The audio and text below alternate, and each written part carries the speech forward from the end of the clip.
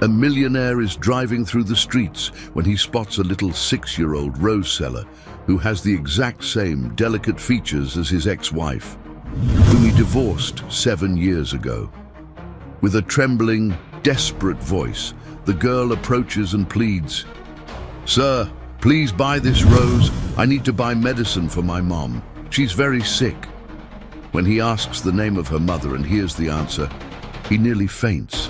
The fine October drizzle painted the streets of Midtown Manhattan in shades of grey, creating that particular autumn melancholy that always made Edward Morgan feel a tightness in his chest. At 52, he had built a corporate empire that placed him among the wealthiest men in the country, but on that Thursday afternoon, as he drove his Mercedes-Benz through the bustling avenues, he felt strangely empty. The light turned red at the corner of Lexington Avenue, forcing him to a stop amid the chaotic traffic. Edward drummed his fingers on the leather steering wheel, his mind already racing to the next meeting, when a delicate movement caught his eye. A small girl, no more than 6, was walking between the cars with a bouquet of red roses in her thin arms. Her bare feet stepped into the puddles with a natural ease, as if the cold of the wet asphalt didn't bother her. The faded pink dress, clearly too big for her frail body, was soaked by the persistent drizzle. But it was when she approached his window that Edward felt the world stop. The child's large, expressive eyes were a deep, almost golden brown, exactly like the ones he used to gaze into years ago. The delicate features of her face, the shape of her slightly upturned nose, and especially that dimple on her chin that appeared when she smiled nervously. It all awakened a painful memory he had tried to bury for 7 years. "Mr. Buy a rose, please." The girl's trembling, desperate voice cut through the partially open window like a blade. "I need to buy medicine for my mommy. She's very sick." A shiver ran down Edward's spine. The resemblance was impossible to ignore. Those features, that expression, that dimple, it all brought him back to Helena, his ex-wife, whom he had divorced amidst bitter fights and words that should never have been spoken. What's your mother's name?" he asked in a hoarse voice, almost a whisper. The girl tilted her head, surprised by the unusual question. "Helena, Mr. Helena Ross. Why do you want to know?" Edward's world collapsed in that instant. His hands trembled on the steering wheel, and he had to lean back against the seat to keep from fainting. Helena, the same name, the same woman he had loved so intensely and lost through his own negligence. The woman who had walked out of his life, taking pieces of his heart he had never managed to recover. "How old are you?" he asked, his voice barely escaping his throat. "6, Mr. My mommy says I was born when she was very sad, but that I brought light into her life. 6 years. Edward closed his eyes and did the mental math he didn't want to do. 6 years ago, he was still married to Helena. 6 years ago, he would spend weeks at a time traveling for work, ignoring her attempts to talk, to connect, to save a marriage that was falling apart. The sound of cars honking behind him brought Edward back to reality. The light had turned green, but he remained stationary, staring at this child who could be, no, who probably was his daughter. "I'll buy all your roses," Edward said, pulling a $100 bill from his wallet with trembling hands. "Keep the change." The girl's eyes widened with surprise and gratitude. "Really, mister, all of them?" "Yes, all of them." "What's your name, sweetheart?" "Louisa, Mr. Louisa Ross." Edward felt tears burn his eyes. Louisa, a name Helena had always said she wanted to give their daughter if they ever had one. A daughter he never knew existed, who was standing right in front of him, selling flowers in the rain to buy medicine for her mother. As Louisa carefully placed all the roses on the passenger seat, Edward was certain that his life had just taken a completely different turn. Nothing would ever be the same again. Edward remained parked in traffic for long minutes after Louisa had walked away, holding the wet roses as if they were precious treasures. His mind spun in circles, trying to process what had just happened. That child, with her golden eyes and dimpled chin, was the spitting image of a young Helena. 6 years. Louisa's age coincided exactly with the last turbulent months of his marriage. Edward vaguely remembered that period. He was obsessed with expanding his company into the international market, traveling constantly, ignoring Helena's increasingly desperate pleas for his attention and presence. "It can't be," he murmured to himself, but his voice sounded weak and unconvinced. He finally managed to drive to his office but was unable to focus on anything. The meeting with Japanese investors, which was supposed to be the highlight of his week, passed in a blur. His answers were automatic, his mind completely fixed on that little girl with golden eyes selling flowers in the rain. As soon as the meeting ended, Edward locked himself in his office and picked up the phone. His secretary, Sharon, a woman in her 40s who had worked with him for over a decade, answered immediately. "Sharon, I need you to find some information for me, discreetly." "Of course, Mr. Morgan, what do you need?" "I want you to find the current address for Helena Ross, my ex-wife. I need to know where she's living." There was a pause on the other end of the line. "Mr. Morgan, may I ask why? It's been years since you've mentioned—" "Just do as I ask, Sharon. It's urgent." Edward hung up and walked to the panoramic window of his 20th floor office. Below, the city buzzed with its daily life, but all he could think about was Louisa. If she really was his daughter, how could he have lived all these years without knowing she existed? The phone rang 2 hours later. "Mr. Morgan, I have the information you requested. Helena Ross lives at 47 Crane Street in the South Bronx. It's a very rough neighborhood, sir." Edward jotted down the address with trembling hands. The South Bronx, one of the city's poorest areas, where entire families lived in precarious conditions. The woman who had once shared a mansion with him now lived on the outskirts of the city. "Anything else, Sharon?" "Yes, sir. She works as a cleaner for a few commercial businesses, but according to my sources, she's been on leave for a few months due to health problems. There are records indicating she has a 6-year-old daughter." Edward closed his eyes. A 6-year-old daughter. "Louisa, there's one more thing, Mr. Morgan. The child has no father listed on her birth certificate. It only lists the mother's name." The phone slipped from Edward's hand and clattered to the floor. No father listed. That meant Helena had raised Louisa alone, without financial support, without any help. While he was accumulating millions, his possible daughter was growing up in poverty. Edward cancelled all his appointments for the rest of the week and left his office like a man in a trance. He drove to the South Bronx, a journey that would normally take an hour but felt like an eternity to him. Crane Street was a sequence of run-down tenements and shabby buildings, with gutters running with murky water and children playing barefoot in the street.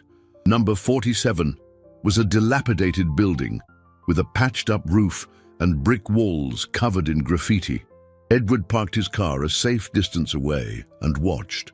There was no movement from the apartment, but he could see a faint light coming from within. His heart hammered in his chest as he imagined Helena inside, sick, taking care of a child who could be his daughter. Suddenly, the door opened and Louisa came out, carrying a bucket of water. She seemed even more fragile under the fading evening light, her movements slow and tired for such a young child. Edward wanted to get out of the car, run to her, hold her, and take her far away from that place, but something held him in the driver's seat. Fear. Fear of discovering the truth he already knew in his heart. Fear of facing the consequences of years of neglect. When Louisa went back inside, Edward finally managed to move. But instead of approaching, he started the car and drove home, knowing he had just made the most cowardly decision of his life. Edward spent a sleepless night pacing the empty halls of his mansion like a tormented ghost. Every room in the luxurious house echoed with memories of Helena, the living room where she used to read her books, the garden she tended with such care, the bedroom where they had slept together for 5 years before it all fell apart. At 6 in the morning, unable to bear another minute of uncertainty, Edward made a decision that would change everything. He put on simple clothes, got in his car, and drove back to the South Bronx. This time, he wouldn't run away. The neighborhood was slowly waking up. Women carried laundry baskets, men left for work on bicycles, children ran through the streets. Edward parked a block away from Helena's building and walked nervously toward it. The door was slightly ajar, and he could hear voices from inside. One was unmistakably Helena's, though weaker and more tired than he remembered. The other was the sweet voice of Louisa. "Mommy, you can't get up today. The doctor said you need to rest." "My sweet girl, I have to work. We don't have money for this week's medicine." "I'll sell more flowers, Mommy. Yesterday, a very kind man bought all my roses and gave me a lot of money." Edward felt his heart break. That 6-year-old child was taking on responsibilities that not even adults should have to bear. And worse, she was talking about him, unaware that she was describing the man who could be her father. "Louisa, my love, I don't want you going out alone to sell flowers. It's dangerous." "But Mommy, how will we buy food? How will we pay the rent?" Edward heard the sound of Helena crying softly, trying to stifle her sobs so as not to worry her daughter. The woman who had once been his wife, who had shared dreams and plans with him, was now crying in despair while her 6-year-old daughter tried to comfort her. He couldn't stand it anymore. He knocked gently on the wooden door. "Who is it?" Helena's voice sounded frightened. "It's me, Helena. Edward." The silence that followed was deafening. Edward could imagine the shock, the confusion, perhaps even the fear Helena must be feeling. After long minutes, the door opened just a crack. Helena appeared in the doorway, and Edward had to lean against the frame to keep from falling. The woman he had loved was unrecognizable, far too thin, with deep dark circles under her eyes, hair without its shine, and a pallor that betrayed illness. But her golden brown eyes were the same, and in them Edward saw a mixture of surprise, pain, and a profound anger. "What do you want here, Edward?" "Helena, I need to talk to you. After 7 years, after never returning any of my calls." Edward's blood ran cold. "What calls? Don't pretend you don't know. I tried to contact you dozens of times. Your secretary always said you were busy, that you were traveling, that you couldn't be disturbed. Helena, I swear I never got any calls from you. I never knew." "Mommy, who is it?" Louisa's voice interrupted the tense conversation. Edward looked over Helena's shoulder and saw the little girl approaching curiously. When their eyes met, Louisa smiled in recognition. "Hi, Rose Mister." Helena followed her daughter's gaze, and when she saw Edward looking at Louisa with an expression of pain and recognition, she understood immediately. Her eyes widened in horror. "No," Helena whispered. "No, no, no." "Helena, please, let me explain." "Go away, Edward. Go away now." "Mommy, why are you mad at the kind mister?" Louisa tugged at the hem of her mother's dress, not understanding the tension in the air. Edward looked at the daughter he never knew he had, at the woman he had abandoned without knowing she was pregnant, and felt the crushing weight of 7 years of neglect come crashing down on his shoulders. "Helena, she's my daughter, isn't she?" The question came out as a desperate whisper, but Helena heard it clearly. Her tears began to fall, and she hugged Louisa against her chest as if protecting the girl from a storm. "Now you want to know. After 7 years?"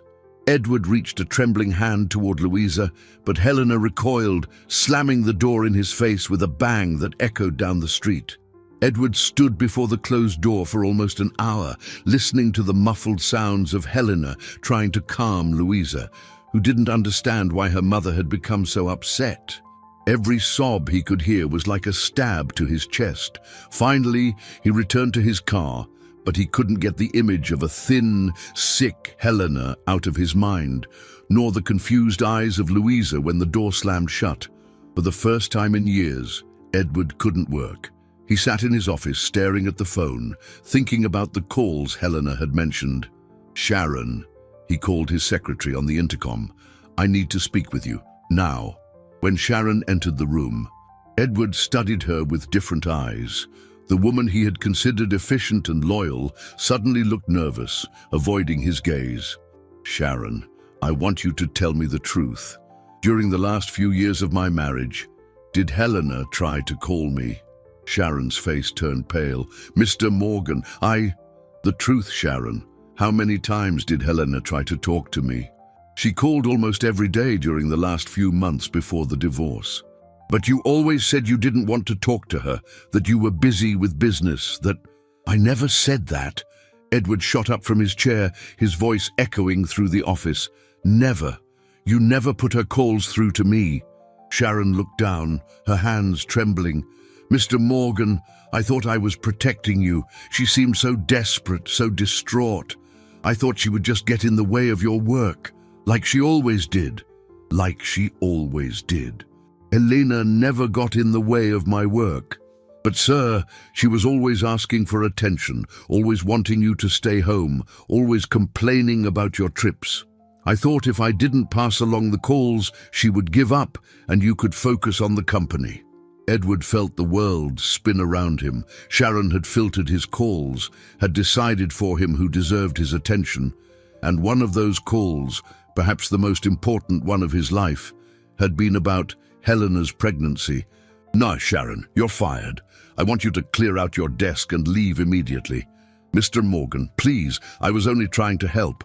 I've always taken care of you, always did what I thought was best. Get out, Sharon, now." After the secretary left, Edward locked himself in his office and wept, as he hadn't wept since his parents died. He wept for the wife he had lost, the daughter he had never met, and the 7 years stolen from his life. The next day, Edward hired a discreet private investigator. He needed concrete proof, needed to understand the whole story. The man, named Robert Kane, was known for his discretion and efficiency. "I want you to investigate everything about Helena Ross and her daughter Louisa, but be discreet. I don't want them to know I'm looking into this." Robert returned 3 days later with a detailed report that completely shattered Edward. "Mr. Morgan, Helena Ross tried to contact you 127 times during the last 3 months of your marriage. All the calls were blocked by your secretary.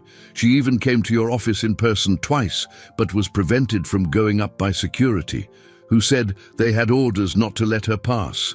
Edward closed his eyes, feeling nauseous. "After the divorce, she found out she was pregnant. She tried to contact you another 67 times during the pregnancy. Again, all calls were blocked. She even sent a registered letter to your residence, but according to postal records, the letter was returned marked addressee not found. I never received any letter. Your secretary signed for it and filed it away. I managed to get a copy. Here it is." Edward opened the letter with trembling hands. It was from Helena, dated 6 months before Louisa's birth. "Edward, I know you don't want to speak to me, but I need you to know that I'm pregnant. The baby is yours. I know our marriage is over, but you have a right to know you're going to be a father. Please, call me. I need to talk to you about this child's future." The letter fell from Edward's hands. He had lost the chance to be present for his daughter's birth, to help Helena during her pregnancy, to be the father Louisa deserved from the very beginning. "There's one more thing, Mr. Morgan. Helena never remarried. She raised Louisa alone, working 3 different jobs to make ends meet. 2 years ago, she was diagnosed with a serious illness that requires expensive treatment. She lost 2 of her 3 jobs because she could no longer work regularly. Edward knew his life had just changed forever. There were no more doubts. Louisa was his daughter, and he had lost the first 6 years of her life because of the interference of a possessive secretary and his own negligence. Edward spent the next week developing a desperate plan to get closer to Helena and Louisa. He knew a direct approach would be rejected immediately, so he decided to act with subtlety, even if it meant watching from a distance the life he should have shared. Every morning, he would park his car a safe distance from Helena's building and watch. Louisa always left at 7:30 to sell flowers downtown, carrying her small bouquet with the determination of an adult. Edward would follow her discreetly, ensuring her safety as the little girl worked the streets. It was during one of these mornings that he witnessed a scene that broke his heart. Louisa was on the corner of Lexington Avenue, offering her flowers to passers-by, when a group of older boys approached her. Edward couldn't hear the conversation, but he saw when one of them shoved Louisa, causing her to drop all her roses on the wet ground. Instinctively, Edward got out of the car and ran toward the commotion. When he arrived, Louisa was on her knees, trying to salvage the damaged flowers, with tears streaming down her face. "Leave her alone," Edward said with a firm voice to the boys, who immediately scattered at the sight of an approaching adult. "Rose, mister!" Louisa looked up, surprised and relieved. "They ruined my flowers. How am I going to buy Mommy's medicine now?" Edward knelt beside his daughter, helping her gather the roses that were still in good condition. "Don't worry, I'll buy them all, just like I always do." "But you always come in the afternoon. Why are you here in the morning?" Edward quickly improvised. I work nearby. Sometimes I pass this street on my way to the office." Louisa smiled, and Edward felt his heart warm. "You're very kind, mister. What's your name? I've always wanted to know." "Edward." "My name is Edward." "Edward," Louisa repeated, testing the name. "That's a nice name. My mommy sometimes gets sad and says a name like that when she thinks I'm not listening." Edward swallowed hard. "What name does she say?" "I don't remember exactly, but it sounds like yours." For the next hour, Edward accompanied Louisa as she worked, not only buying her roses, but also helping her sell them to other passers-by. For the first time in his life, he experienced the simple joy of being with his daughter, even if she didn't know who he really was. "You know, Mr. Edward, you're different from other adults," Louisa said as they walked down the street. "Most people don't even look at me, but you always treat me like I'm important." "You are important, Louisa, very important. To you, too." Edward had to blink several times to hold back tears. "Yes, sweetheart. To me, you're the most important person in the world." Louisa stopped walking and stared at him curiously. "Why? You don't even know me that well." "Sometimes, Louisa, you meet people who are special from the very first moment you see them. It's like they were always a part of your life, even if you only just found that out now." The little girl nodded as if she understood perfectly. "That's how I feel about you, Mr. Edward. When you bought my roses that first day, I felt you were different. It seemed like you were sad, but it also seemed like you knew me from somewhere." Edward knelt in front of his daughter, looking into the golden eyes that were so much like Helena's. "Louisa, if you could make a wish, any wish in the world, what would you wish for?" "That's easy," she answered without hesitation. "I'd wish for my mommy to get better. She's been sick for a long time, and I know she's scared, even if she tries to pretend everything is okay. And if your mommy got better, what else would you wish for?" Louisa thought for a moment. "I'd wish to have a dad. All the other kids have a dad, but I don't. My mommy says my dad left before I was born, but sometimes I dream that he comes back and we're a real family." Edward felt as if a dagger had been thrust through his chest. His daughter dreamed of him, not knowing he was right there, in front of her, desperate to be a part of her life. "Louisa, I'm sure your dad, wherever he is, he would love to meet you." "Do you really think so?" "I'm absolutely sure." When it was time for Louisa to go home, Edward knew he couldn't put off the inevitable any longer. He had to find a way to get close to Helena, to prove that he had changed, to show that he was willing to do anything to be part of their lives. But as they neared the building, Edward saw an ambulance parked in front of number 47. Louisa dropped the remaining flowers on the ground and ran toward the ambulance, screaming, "Mommy!" with a voice that pierced Edward's heart. He followed her, trying to process the scene unfolding before his eyes. Two paramedics were coming out of the building, carrying Helena on a stretcher. She was conscious but visibly weak, her skin even paler than the last time Edward had seen her. When she heard Louisa's voice, she tried to lift her head. "My sweet girl, don't worry. Mommy's going to be okay," Helena said in a faint voice, trying to smile to reassure the child. "Where are you taking my mommy?" Louisa asked the paramedics, clinging to the side of the stretcher. "To City Hospital, honey. Your mom needs urgent medical care," one of the men replied kindly. "Can I go with you?" The paramedics exchanged uncertain glances. "Well, do you have a guardian who can come with you?" "I don't have anyone. I only have my mommy." Edward slowly approached. Helena saw him and her eyes widened, a mixture of surprise and desperation on her face. "Edward, what are you doing here?" "I can take Louisa to the hospital, Helena. I can come with you." "No." Helena's response was immediate and firm despite her weakness. "I don't want you near my daughter." "Helena, please. She can't be alone." "Mr. Edward knows my mummy." Louisa looked confusedly from one to the other. One of the paramedics interrupted the argument. "Sorry, but we have to go now. The patient's condition is serious." "Please," Helena held Louisa's hand. "Go with Mrs. Diaz, our neighbor. She'll take care of you until I'm back." "But Mommy, I want to stay with you." "You can't, my love. The hospital doesn't let children stay." Edward watched the farewell between mother and daughter, seeing the desperation in both their eyes. When the ambulance drove off, Louisa stood in the street, crying silently. "Louisa," Edward approached gently, "your mother is going to be fine. The doctors will take care of her." "Mr. Edward, how do you know my mommy?" Edward took a deep breath. We've known each other for a long time, before you were born. Were you friends?" "We were more than friends, Louisa. We were very close." The neighbor Helena had mentioned. Mrs. Diaz appeared at her door. She was a woman of about 60, with a kind but worried face. "Louisa, dear, come here. You'll stay with me until your mother comes back." "I don't want to stay, Mrs. Diaz. I want to go to the hospital." Edward knelt in front of his daughter. "Louisa, listen to me.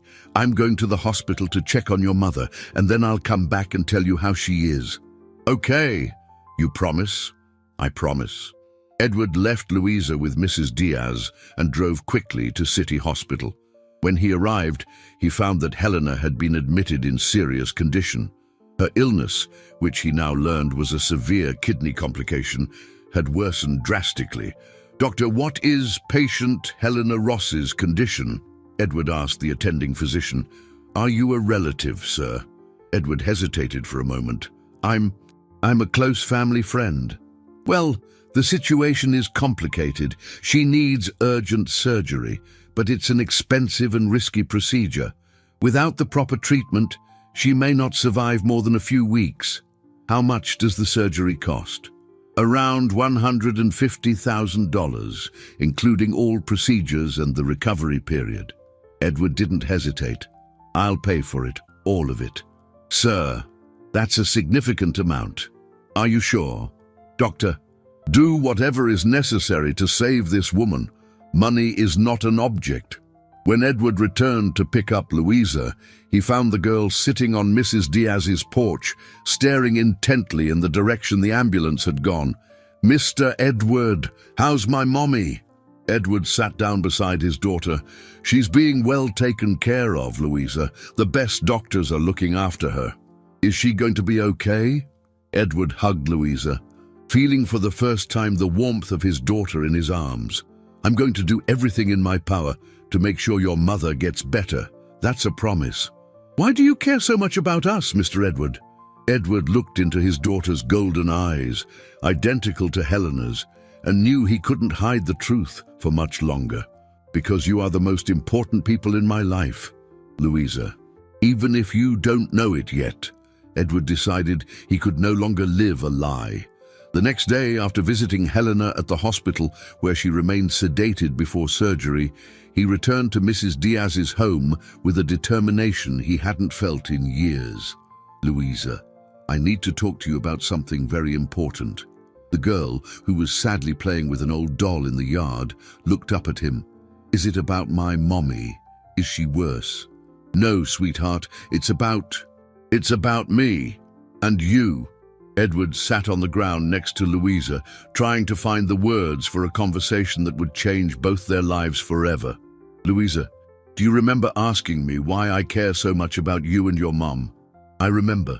You said we're important to you." "That's true, but there's a specific reason for that." Edward took a deep breath. "Louisa, you know your mommy and I knew each other a long time ago, right? You said you were more than friends." "That's right. We were married, Louisa. Your mother was my wife." Louisa's eyes widened. "You were married, but then, does that mean—" "It means I'm your father, Louisa." The silence that followed was deafening. Louisa looked at Edward with an expression that mixed confusion, hope, and fear. "You're my daddy, the daddy who left before I was born." Tears began to stream down Edward's face. "Yes, my sweet girl, but I didn't leave because I wanted to. I never knew you existed." "What do you mean you didn't know?" Edward explained about the blocked calls, the letter he never received, how he had only found out about her a few days ago. Louisa listened in silence, processing information that was too big for her 6-year-old mind. "So you didn't abandon me on purpose?" "Never, Louisa. If I had known you existed, I would have moved heaven and earth to be with you from day one." Louisa threw herself into Edward's arms, crying, "I always wanted a daddy. I always dreamed that one day you would come back." Edward held his daughter, feeling as if his heart would burst with emotion. "I'm here now, my girl, and I'm never leaving again." But the joy of the moment was interrupted when Mrs. Diaz appeared at the door, her face worried. "Edward, there are 2 people here who want to talk to you. They say they're from Child Protective Services." Edward's blood ran cold. 2 uniformed women approached, carrying clipboards and with serious expressions. "Sir, we're from CPS. We received an anonymous tip that a child is living in inadequate conditions at this address." "What kind of tip?" Edward asked, instinctively pulling Louisa closer to him. "Information that the child's mother is hospitalized and that she is in the care of individuals with no legal family ties. We need to assess the situation and, if necessary, take the girl to a temporary shelter until the situation is resolved." "No." Louisa clung to Edward's arm. "I don't want to go to a shelter. I want to stay with my daddy." One of the caseworkers frowned. "Your father? Sir, can you prove you are the child's father?" Edward felt the ground give way beneath his feet. He had no documents, no legal recognition, no way to prove in that moment that Louisa was his daughter. We just found each other. I'm arranging for a DNA test, but without legal proof of paternity, I'm afraid we can't leave the child in your care. It's protocol." "Please," Edward begged. "She's my daughter. I can prove it. I just need a few days." "Daddy." "Don't let them take me," Louisa cried desperately. The second caseworker approached gently. "Honey, it's just temporary. You'll stay in a safe place until everything is sorted out." "Wait," Edward had a desperate idea. "What if I get a court injunction? If I file for legal recognition of paternity right now?" "Even so, sir, without a definitive court order, we can't leave the child with you, and the process could take weeks." Edward watched his daughter, whom he had found only minutes ago, being led away by strangers. Louisa was screaming for him, reaching her little arms out to him. "Daddy, Daddy, don't let me go." "Louisa, I will come for you. I promise I will come and get you." When the CPS car disappeared down the street, Edward collapsed to the ground. In a matter of hours, he had gained a daughter and lost her again. But this time, he knew exactly who she was and where she was. And he would move the world to bring her back. Edward didn't sleep that night. He spent the hours calling the best lawyers in the city, leveraging influential contacts, and preparing for a legal battle like none he had ever faced. For the first time in his life, his fortune and power weren't for profit. They were for getting his daughter back. The next morning, accompanied by his lawyer, Charles Miller, Esq., Edward arrived at the CPS office determined to bring Louisa home. "I need to see my daughter," Edward told the receptionist. "Sir, visits to the shelter are controlled.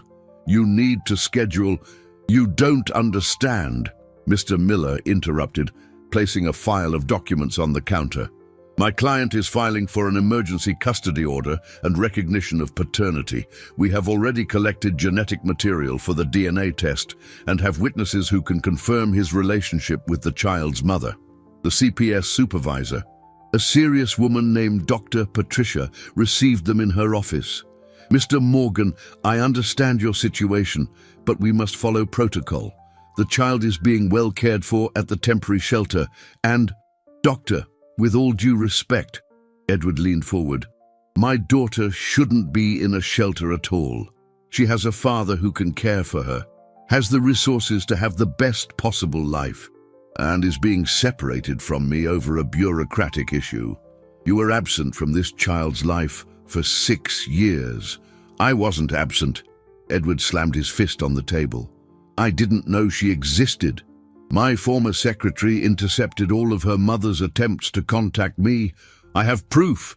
Mr. Miller opened the file. "Here are the phone records, the intercepted letters, the sworn statement from the former secretary confessing to the interference. My client was the victim of deliberate sabotage." Dr. Patricia examined the documents carefully. "This is quite extraordinary, but legally we still—" "Doctor," Edward changed his tone, trying to control his emotion. "Please, just let me see my daughter. 5 minutes. She's scared, confused. She needs to know I haven't abandoned her again." After a long pause, Dr. Patricia agreed. 5 minutes. Supervised. When Edward saw Louisa in the shelter's visiting room, his heart broke. The little girl was sitting alone in a small chair, swinging her legs and looking out the window. When she saw him, her eyes lit up. "Daddy, you came to get me!" Edward knelt and hugged her. "Of course I did, my girl. I told you I would never abandon you again. When can I go home? This place is strange. The other kids cry a lot at night." "Very soon, Louisa. Daddy is sorting out some important things so you can come live with me." "And Mommy, how is she?" Edward swallowed hard. Helena had undergone surgery the night before and was still in the ICU. "She's recovering, sweetie. The doctors are taking very good care of her." "Daddy, when Mommy gets better, are we going to be a real family?" Louisa's innocent question hit Edward like a thunderbolt. He hadn't thought about that. What if Helena recovered but still rejected him? What if she couldn't forgive his years of absence? "Louisa, Mommy and Daddy, we aren't married anymore, but that doesn't mean we can't be a family. Families come in many different forms." A social worker interrupted their conversation. "Mr. Morgan, your time is up." "No." Louisa clung to her father's neck. "I want to go with you. Soon, my girl. Very soon." As Edward left the shelter, he received a call that changed everything. It was from the hospital. Helena had woken up from surgery and was asking for Louisa. At the hospital, Edward found Helena weak but conscious. When she saw him, her face contorted with anger. "Where is my daughter, Edward?" "Helena, I need to tell you something. Child Protective Services took Louisa to a temporary shelter." "What?" Helena tried to sit up in bed, but she was too weak. "Why?" "They received an anonymous tip, and when they found out I had no legal proof of paternity." "You told her?" Helena's voice was a dangerous whisper. "Yes, Helena. She had a right to know. You had no right to do that. You have no right to show up in our lives after 7 years and mess everything up." "Helena, I'm trying to help. I paid for your entire surgery. I'm fighting to get Louisa back. I didn't ask for your help." "And I don't want your money." Charles Miller, who had accompanied Edward, approached the bed. "Mrs. Ross, I need to inform you of something important. If you oppose Mr. Morgan's recognition of paternity, Louisa could remain in the shelter for months, perhaps years, until the matter is resolved in court." Helena looked at the lawyer, then at Edward. "Are you blackmailing me?" No. Edward sat beside the bed. Helena, I know you hate me. You have every right. But Louisa doesn't deserve to pay for our mistakes. She wants a family. She wants a father. And I want to be that father. Helena closed her eyes, tears streaming down her face. I raised her alone for 6 years, Edward, 6 years of struggling, working, suffering, and now you show up and want to take her away. I don't want to take her from you. I want us to be partners for her best interests. Helena was silent for long minutes. Finally, she opened her eyes and looked directly at Edward. If I agree to this, I have conditions. Edward held his breath, waiting for the words from Helena that would define the future of his newfound family. The silence in the hospital room was broken only by the steady beeping of the medical monitors. First condition, Helena began, her voice weak but determined. You will not take Louisa from me. She can know you. She can have you as a father. But I am still her primary parent. She lives with me. Edward nodded quickly. Agreed. I just want to be part of her life. Second condition, you will not use your money to humiliate me or to make Louisa think her life with me was bad. I don't want her growing up thinking that poverty is the same as a lack of love. Helena, I would never do that. Third condition, Helena's voice grew harder. You will prove that you've changed. I don't want empty promises, like the ones you made when we were married. I want consistency, a real presence, not just money. Edward leaned forward. What do you want me to do to prove it? I want you to step down from running your company. The room fell completely silent. Charles Miller coughed uncomfortably, but Edward didn't take his eyes off Helena. You want me to do what? You heard me. Your obsession with work destroyed our marriage and made me raise our daughter alone. If you truly want to be her father, prove that she is more important than your business. Helena, that's extreme. The company is my life's work. Exactly. And if Louisa is going to be your daughter, she needs to be your priority, not just another item on your schedule. Edward ran his hands through his hair, feeling the weight of the choice before him. His company was worth hundreds of millions, the work of a lifetime. For how long? 1 year. Step away from the business completely for 1 year. Prove that you can live without working 16 hours a day. Prove that you can be a present father. And if I do that, you'll agree to shared custody. You'll let Louisa know me as her father. Helena closed her eyes, clearly struggling with conflicting emotions. If you do that, and if Louisa wants to, we can try to build some kind of family, not as a couple, oh Edward, never again, but as parents who put their daughter's well-being above all else.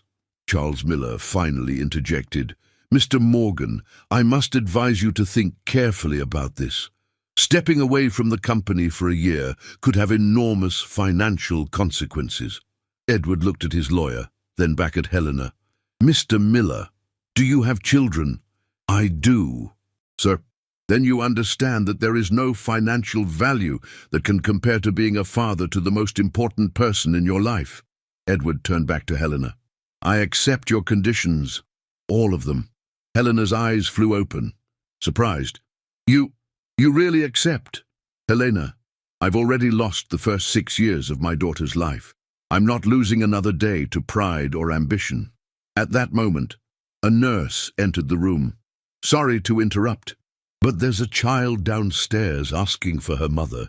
She ran away from the shelter. Edward and Helena looked at each other. Louisa, they said at the same time. She couldn't have come alone. Edward stood up, alarmed. It's too dangerous. Sir, she came with an elderly woman who said she's your neighbor, there at the reception desk. Edward raced to the ground floor and found Louisa clinging to Mrs. Diaz's hand, both their faces etched with worry. Daddy! Louisa ran into his arms. I ran away. I couldn't stand being away from Mommy anymore. Louisa, that was very dangerous. You can't just leave the shelter like that. But I wanted to see my Mommy. They said she was sick. Mrs. Diaz approached. "Edward, she showed up at my door crying, said she had run away from the shelter and asked me to bring her here. I didn't have the heart to refuse." "Daddy, can I see my mommy now?" Edward looked at his daughter, then at Mrs. Diaz. "Louisa, first we have to deal with the shelter situation. You can't just run away." "But I don't want to go back there. I want to stay with you and Mommy." "Sweetheart, things are complicated, but Daddy just talked to Mommy, and I think we've found a solution." Edward picked Louisa up. "Let's go up and see Mommy, but then you'll have to go back to the shelter for just a few more days, until we sort everything out properly. You promise you'll come get me soon?" Edward looked into his daughter's golden eyes, thinking of the sacrifice he had just agreed to make. A year away from the company he had built, a year dedicated entirely to learning how to be a father. "I promise, my girl, very soon we're going to be a real family." When they reached Helena's room, Louisa ran to her mother's bed. The reunion between mother and daughter was emotional, and Edward watched from a distance, realizing he still had a long way to go to earn his place in their relationship.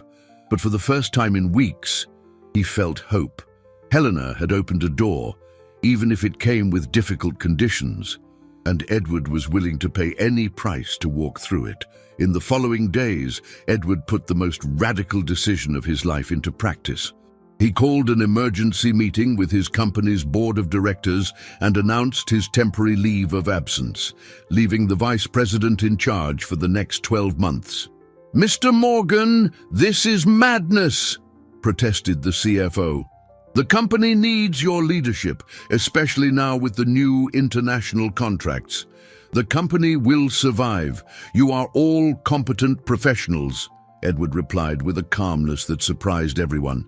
"My daughter, however, will only be 6 years old once."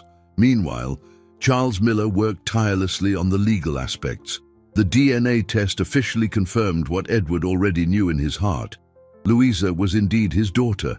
With this proof and Helena's agreement, they obtained a court order allowing Louisa to leave the shelter and be placed under the joint custody of her parents.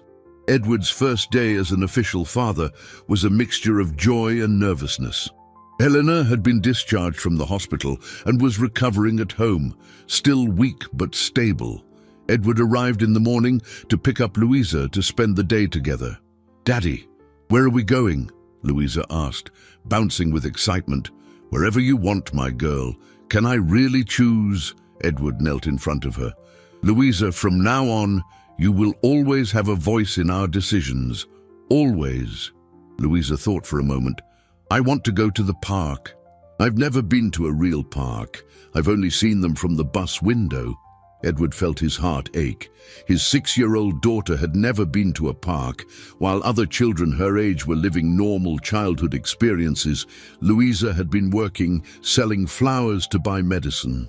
At the park, Edward discovered that being a father was far more challenging than running a multinational corporation. Louisa had endless energy, a curiosity about everything, and asked questions he didn't know how to answer. "Daddy, why don't you and Mommy live together if you love me?" "Well, Louisa, sometimes adults who once loved each other can't live together anymore. But that doesn't mean they've stopped caring about each other. But can you try again?" Edward pushed the swing where Louisa was sitting. "The most important thing right now is for Mommy and Daddy to learn how to be a family, even if we live in different houses." Over the following weeks, Edward fully immersed himself in fatherhood. He took Louisa to school, helped with her homework, read her stories before bed. Every moment was a discovery, his daughter's tastes, her fears, her dreams. One afternoon, while they were having a picnic in the garden of the new house Edward had rented near Helena's, Louisa asked a question that caught him off guard. "Daddy, do you miss your work?" Edward stopped unpacking the sandwiches. "Why do you ask?" "Because sometimes you look at your phone with a sad face, and Mommy said you were very important at a big company." Edward put his phone aside and lay on the grass next to his daughter. "Louisa, you want to know something? I used to think my work was the most important thing in the world. I thought it defined me as a person, and it doesn't. No, my sweet girl. I've discovered that the most important thing in the world is being here with you, watching you grow, being a part of your life. Work is just work, but being your father, that's who I really am." Louisa snuggled into Edward's arm. "I like it when you talk like that." "Like what?" With a daddy voice. "At first, you talked to me like you talk to other adults. Now you talk to me like my friends. Daddies talk to them." Edward laughed, realizing his daughter had noticed his evolution as a father better than he had himself. That night, when he took Louisa back to Helena, he found his ex-wife in the kitchen, making tea. "How was your day?" Helena asked, not looking directly at him. "It was perfect. She's incredible, Helena. You did a wonderful job raising her." Helena finally faced him. "Edward, can I ask you a question?" "Of course." "Do you really not miss the company? Don't you feel the urge to go back?" Edward thought of Louisa's question from earlier. "I do miss it, but you know what I've discovered. I don't miss the person I was when I worked there, the man who put meetings before his family, who thought financial success was more important than relationships." Helena poured 2 cups of tea. "Sometimes I look at you playing with Louisa, and it's hard to reconcile that with the man I remember." "People can change, Helena." "I've changed." "I hope so, Edward, for her sake." As Edward left the house that night, he realized he was beginning to win not only his daughter's love, but perhaps, slowly, Helena's respect. It was a start. 2 months after Edward began his new life as a dedicated father, an unexpected event would shake the fragile stability they had managed to build. Louisa was spending the weekend with Edward when he received a call that would change everything. "Edward, it's Robert Kane, the private investigator. I need to speak with you urgently." "Robert, I thought our investigation was over. There's something I discovered by chance, and I think you need to know. Can I come to your house?" An hour later, Robert arrived, carrying a thick folder of documents. Louisa was playing in the garden, allowing the adults to talk in private. "Edward, while organizing the final files on the case, I found something that was previously overlooked. Your former secretary, Sharon, didn't act alone." Edward frowned. "What do you mean?" "She had an accomplice. Someone who was guiding her on how to intercept Helena's calls and correspondence." "Who?" Robert opened the folder and pulled out several photographs and documents. "Your minority partner in the company, Roger Andrews. He's been in love with you for years." Edward felt the floor drop out from under him. Roger had been his friend for over 15 years, someone he trusted implicitly. "That makes no sense. Roger always supported my marriage to Helena." "No, Edward. He funded the sabotage. He paid Sharon an extra salary to intercept any contact from Helena. The idea was that, with you unaware of the pregnancy, he would have a better chance of getting closer to you when you were vulnerable after the divorce." Edward examined the documents, bank transfers, text messages, even recordings of conversations between Sharon and Roger, planning how to keep Helena away from him.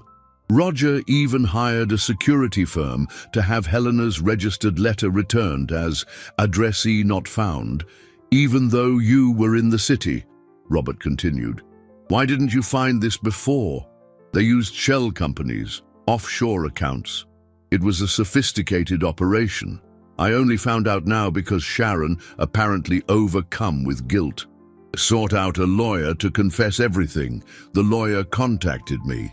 Edward stood up, pacing the room nervously. "Are you telling me I lost 6 years of my daughter's life because of a conspiracy?" "Exactly. And there's more. Roger is still trying to sabotage you. He recently tried to convince the company board to declare your leave of absence as a breach of duty so he could take over your position." At that moment, Louisa ran into the room. "Daddy, can I call Mommy? I want to tell her about the sandcastle we made." Edward knelt and hugged his daughter, trying to control the rage he felt. "Of course, sweetie. Use the phone in the kitchen." When Louisa left, Edward turned back to Robert. "I want you to gather every piece of evidence. I'm going to sue Roger for everything he's done." "Edward, there's something else you need to know. Sharon confessed that Roger was also behind the anonymous tip to Child Protective Services. What? He found out you had met Louisa and was afraid it would lead you back to Helena. So he anonymously reported a child at risk. Edward sat down heavily. Roger had not only destroyed his family, but was also responsible for Louisa being taken to a shelter. "Daddy," Louisa returned from the kitchen. "Mommy wants to talk to you."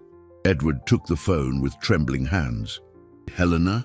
"Edward, something strange just happened. A man came to my apartment asking about you and Louisa. He introduced himself as Roger, said he was your partner and that he was worried about you." "What did he want?" "He asked strange questions about our relationship, about whether you had really changed, if I trusted leaving Louisa with you. He kept saying you've always been emotionally unstable." Edward closed his eyes. "Helena, that man is dangerous." "Don't talk to him again." "Edward, you're scaring me. What's going on?" "I just found out that Roger was the one who orchestrated our entire separation. He was the one who stopped you from contacting me about the pregnancy." The silence on the other end of the line was long and heavy. "Edward, if that's true..." "It is true, Helena. I have all the proof right here." "Oh my God." Helena's voice was trembling. That means you really didn't know about Louisa." "I never knew, Helena. If I had known, I would never have left you two alone." Louisa tugged on her father's shirt hem. "Daddy, why do you have an angry look on your face?" Edward knelt beside his daughter. "Daddy just found out that some bad people did very bad things to our family, sweetheart. But don't you worry. We're going to fix everything. Are you going to protect us?" Edward looked at his daughter, then at Robert, who was organizing the evidence that would destroy Roger. "Yes, my girl. I will protect you from anyone who ever tries to separate us again." That night, for the first time since their reunion, Helena agreed to have dinner at Edward's house. While Louisa slept on the sofa after the meal, the two talked about the day's revelations. "Edward, I need to apologize. All these years, I thought you had abandoned me on purpose. You had no way of knowing, Helena. But I should have tried harder. I should have come in person. Roger made sure that wouldn't happen. He manipulated everything." Helena looked at her sleeping daughter. "What do we do now?" Edward followed her gaze. "Now, we protect our family. And I promise you, Roger will pay for every single day he stole from us." Edward decided to confront Roger directly. The next morning, after dropping Louisa at school, he drove to his company's headquarters for the first time in months. The employees greeted him with surprise and delight, but Edward had only one goal in mind. Roger was in his office, sitting in the chair that had once been Edward's, as if he already owned the company. When he saw Edward walk in, he tried to mask his nervousness with a false smile. "Edward, what a surprise! How's this devoted dad phase treating you?" "Roger, we need to talk alone." Of course. Sit down. Coffee. You look tense." Edward closed the door and stood before the desk. "I know everything, Roger." The smile vanished from Roger's face. "I don't know what you're talking about." Sharon confessed. "I have all the proof. I know you orchestrated everything. The intercepted calls, the returned letter, the tip to CPS." Roger leaned back in the chair, and for a moment his face showed an expression Edward had never seen before. Pure hatred. "So, you finally found out," Roger said, dropping the friendly facade completely. "Took you long enough." "Why, Roger? Why would you do this?" Roger stood and walked to the window. "You really want to know? Because I loved you, Edward, for 15 years. I loved you. And you never even noticed." A chill ran down Edward's spine. "Roger." "Helena was in the way. She always was. You were obsessed with her, couldn't see anything else. So I thought, if she were out of the picture, maybe you'd finally see me. But you encouraged me to work more, to travel more." "Exactly. I knew it would destroy your marriage. And when Helena started calling desperately pregnant, I saw the perfect opportunity. If you didn't know about the child, she would give up for good." Edward clenched his fists. "You made me lose 6 years of my daughter's life." "Your daughter?" Roger laughed bitterly. You didn't even know she existed a few weeks ago. I was the one who took care of you all these years, who stood by you through every decision, every victory. And what do I get? You abandon everything for a child you barely know. That child is my daughter, Roger. And Helena. I still love Helena. Roger's face contorted with rage. You'll regret ever finding out the truth, Edward. I'll destroy you. I'll prove to the board that you're mentally unstable, that you abandoned the company in a psychotic breakdown. You're not destroying anything else, Roger. I'm suing you for fraud, mail tampering, and I'm going to make sure you never get near my family again. Your family? Roger let out a sinister laugh. Helena only took you back because of your money. And as for Louisa, she's just a confused kid who barely knows you. Edward took a threatening step toward Roger. Don't you dare talk about them like that. Or what? You'll hit me. That would only prove you really are unstable. At that moment, the door opened and Helena entered, accompanied by Charles Miller and Robert Kane, the investigator. Pardon the intrusion, said Mr. Miller, but we needed more evidence, and Helena agreed to help. Edward noticed Helena was wearing a discreet recording device. Helena, Roger tried to regain his composure, don't believe his fantasies. Edward has always been a liar. Helena cut him off. I heard everything. I heard you confess that you deliberately destroyed my family. Roger Andrews, Robert Kane stepped forward. You are being served with a subpoena. Your bank accounts have been frozen by court order, and the company will be notified of corporate fraud. Roger looked from one person to the next, realizing he was trapped. His mask had fallen completely. You don't know what you're doing, he said, his voice trembling. Edward, you were always weak. That's why you needed me to make the tough decisions. The only decisions you ever made, Edward replied, were designed to manipulate me and destroy my family. That's over, Roger. As security escorted Roger from the building, Edward turned to Helena, who was visibly shaken. Helena, thank you for doing that. I know it was hard. Edward, when I heard him confess, when I realized you truly didn't know about Louisa, Helena began to cry. I hated you for 7 years for something you never did. Edward approached hesitantly. Helena, you had no way of knowing, but I should have trusted you. I should have fought harder to find you.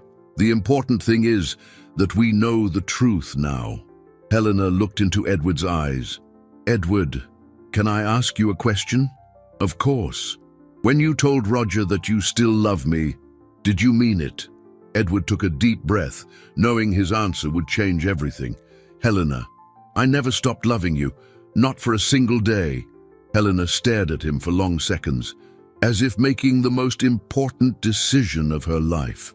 Edward, I think it's time we tried to be a real family. Helena's words echoed in the office like a heavenly song to Edward. A real family. He had dreamed of those words for months, but never imagined they could become reality. Helena, are you sure? Edward asked, his voice trembling with emotion. I spent 7 years hating you for something you never did. I've spent months watching you transform into a devoted father, watching you give up everything for the good of our daughter. How can I not be sure? Charles Miller discreetly indicated he was leaving the room, leaving Edward and Helena alone. The silence between them was charged with years of hurt, but also with renewed hope. Helena, I need you to know, I don't expect us to go back to how we were. We're different people now. That's true. I'm stronger, more independent, and you've finally learned what really matters in life, and what really matters. Helena smiled for the first time since Edward had re-entered her life. Our daughter, and maybe the 3 of us together. When they went to pick up Louisa from school that afternoon, she immediately noticed something had changed between her parents. Why are you guys holding hands? She asked, with the typical curiosity of a 6-year-old.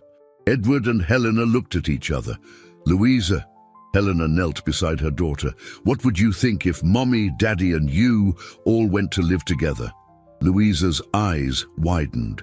All together, in the same house. Yes, my girl, Edward confirmed. If you want to, of course. Louisa jumped for joy, hugging both her parents. Yes, yes, yes, I've always wanted this. We're going to be a family just like my friends. Families. In the following days, Edward and Helena talked for long hours about how to build this new version of their family. They decided to start slowly. Edward would move into a house near Helena's, and they would gradually spend more time together.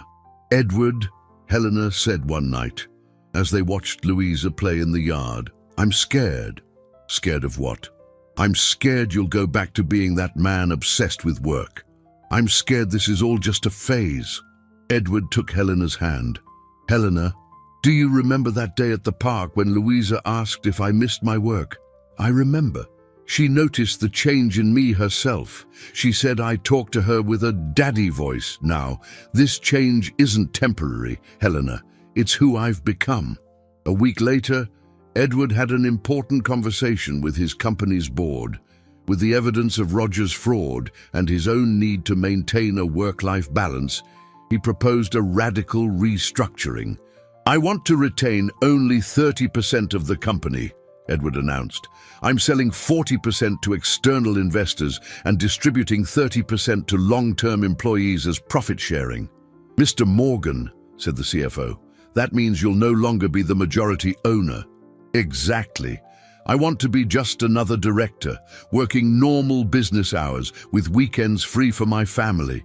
The decision shocked the corporate world, but Edward had never felt more certain about anything in his life. A month later, on a sunny Sunday afternoon, Edward was in the garden of the new house they had bought together, a simple but cozy home where Louisa could play freely. Helena approached, carrying 2 glasses of lemonade. You know, Edward, sometimes I still can't believe we're here. Me neither.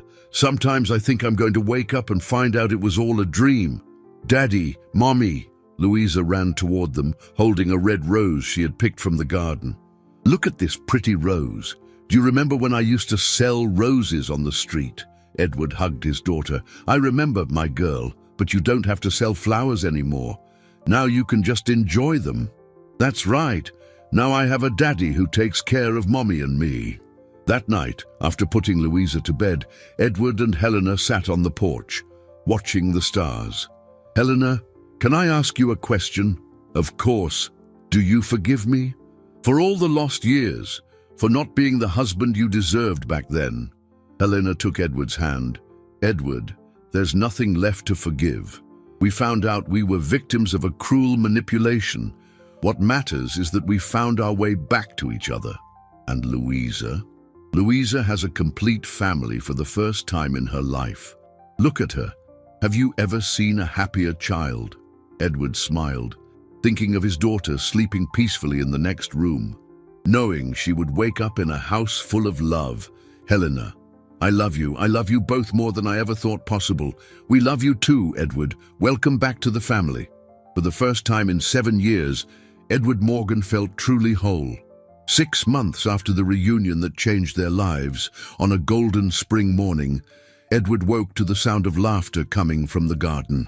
Through the window, he saw Helena and Louisa planting rose seedlings in the flower bed they had prepared together the previous weekend. "Daddy!" Louisa shouted when she saw him at the window. "Come help! We're planting the roses you promised." Edward smiled, remembering the promise he had made months ago, that one day Louisa would grow flowers for pleasure, not out of necessity. He dressed quickly and joined the 2 most important women in his life in the garden. "How's the project going?" he asked, kneeling beside his daughter. "Mommy said these roses will be the prettiest in the neighborhood because they're being planted with love," Louisa replied, her small hands carefully packing soil around a seedling. Edward looked at Helena, who was smiling as she watched her daughter work. In the past few months, they had learned to be a family again, not the same family they were before, but something new and better. "You know, Louisa," Edward said, helping her with the soil, "these roses remind me of how we met, when I was selling flowers on the street." "Exactly. Do you remember the first thing that caught my attention about you?" Louisa thought for a moment. My eyes? Your eyes, yes, but also your determination. Such a little girl, working so hard to take care of her mommy. It showed me what a special person you were. Helena stopped planting and looked at Edward. You know what I admire most about you now, Edward? What's that?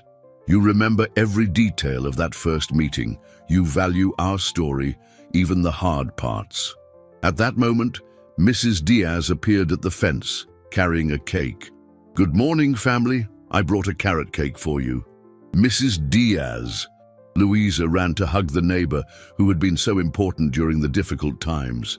Child, look how you've grown in these months. And what a beautiful garden you're making.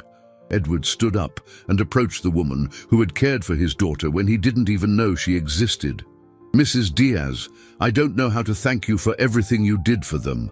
Edward, dear, sometimes God puts people in our lives to look after one another. I looked after Louisa, but she filled my life with joy too. As they enjoyed the cake at the garden table, Louisa asked a question that took Edward by surprise. Daddy, are you happy now? Edward stopped chewing and looked at his daughter. Why do you ask, sweetie? Because before, when you would show up to buy my roses, you looked so sad. Even when you smiled at me, your eyes were sad. Edward was moved by his daughter's perception. And now, what are my eyes like now? Louisa studied him carefully. Now they shine. Like Mommy's when she tucks me in at night. Helena took Edward's hand under the table. To answer your question, Louisa, yes, Daddy is very happy now. We all are. That afternoon, after Mrs. Diaz had left and Louisa was napping in the garden hammock, Edward and Helena walked among the rose seedlings they had planted. Edward, Helena said softly, do you regret anything? I regret losing the first 6 years of her life. I regret not fighting harder for our marriage back then, but I don't regret the path that brought us here. Why? Because if things had been different, maybe I never would have learned what truly matters. Maybe I never would have become the man I am today, the father Louisa deserves. Helena stopped and faced him. Edward, there's something I never told you. What is it? That first day, when you bought all of Louisa's roses, she came home beaming. She said she had met an angel, that a very kind man had saved her day. Edward felt tears burn his eyes. She said that. She did. And I thought, what a strange coincidence, because you always used to say that I was your guardian angel. As the sun began to set, Louisa woke up and joined her parents in the garden. The three of them sat on the grass, watching the first stars appear in the sky. Daddy, Louisa said, snuggling between her parents. Can I make a wish? Of course, my girl. When our roses bloom, can we give some to the sad children we see on the street, so they can feel special like I felt when you bought my flowers? Edward hugged his daughter, realizing she had inherited not only her mother's golden eyes, but also a generous heart that wanted to spread the same joy she had received. That's a wonderful idea, Louisa. We'll do just that. As the family contemplated their rose garden under the starlight, Edward reflected on the extraordinary journey that had brought them there. From a lonely, work-obsessed businessman, he had become a present father and a devoted partner. Helena had transformed her pain into strength, and Louisa had taught them both that true love blossoms in the most unlikely circumstances. The roses that once symbolized desperation and need now represented hope, growth, and the proof that it's never too late to discover what truly matters in life. And in that garden, under the starry sky, a family had finally found its way back home.